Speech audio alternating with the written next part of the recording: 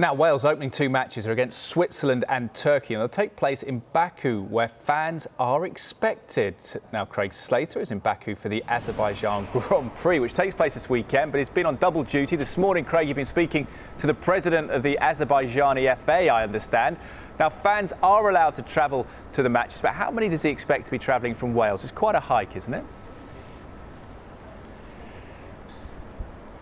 Yes, it is. We're almost at opposite ends of Europe. We're right on the fringes of Asia here in Baku, right on the shores of the Caspian Sea. But a beautiful scene here at the Olympic Stadium, which has a capacity of just over 68,000, and they're going to have 50% capacity for these Euro matches, so both of Wales's games.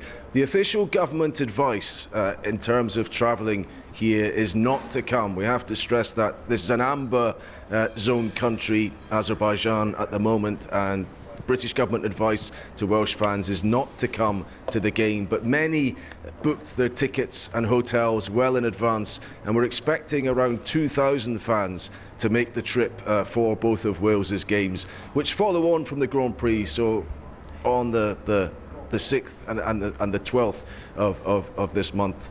So quite an atmosphere.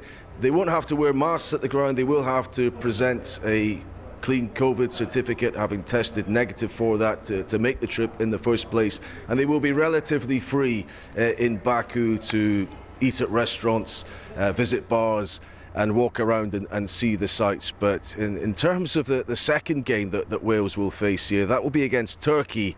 And Turkey is a place where there's regular flights to Baku, and there's also the potential to travel by land as well. So that will feel very much like an away fixture for Wales, as Elkhan Mamedov, who is the General Secretary of the Azerbaijani Football Federation, has just explained to me. We are expecting approximately 2,000 Welsh fans per match, and we have already received some requests as well from the national associations, as well as we got the majority of the information from UEFA. And what would your message be to them? How should they conduct themselves in Baku, and what can they expect to find on their arrival in terms of shops being open, places to eat and drink and so on, and how late they can stay up, for example, because that varies in Europe at the moment? Definitely they can and they will enjoy the matches at Baku Olympic Stadium, and also they can enjoy the city. The sightseeing are open already. Also they can enjoy pubs, beers, restaurants, and I'm sure with the great weather they can go to sea and to swim at the Caspian Sea. It's nearby, so I think it will be a great vacation period for them as well. And of course I wish them best and enjoyable time here in Baku. Yeah. And what about the Wales squad? Are you liaising closely with their FA? I mean, they've got two games here, so this will feel like they're home for that period. Yes, definitely, because they will be the first team to arrive to Baku on the 7th of June, and they will stay the longest period in Baku. So I think they will enjoy it. They had the experience before coming to Baku. We played a few qualification matches before. So in general, I think that will be a good experience for the national team and for the fans as well. Yeah, it's a special time in this country. There has been conflict. We followed that in the news at the end of last year. It's nice to see, in a way, normal life carrying on, but can you talk about the significance of this moment for the country, coming through COVID as well? It's been quite a year. Yes, it was a difficult year, of course, for all over the world because of the pandemic. But nowadays we see that slowly we are coming back to the normal. Of course, last year was a very important for us as well, because finally the justice prevailed.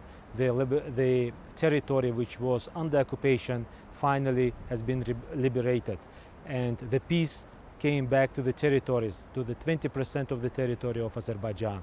By the way, I visited one of the territory, which city of Agdam, where Karabakh football club used to play in 1980s. It was a great stadium with a great atmosphere back in 1980s.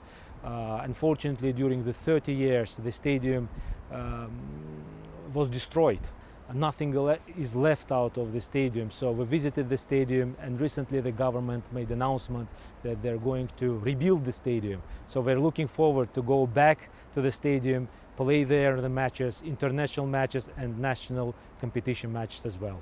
We are very happy that the peace came back and the justice prevailed. Yes. There's certainly no sign of anything like that when you're in Baku, that there's been a conflict, except a sense of optimism for the future.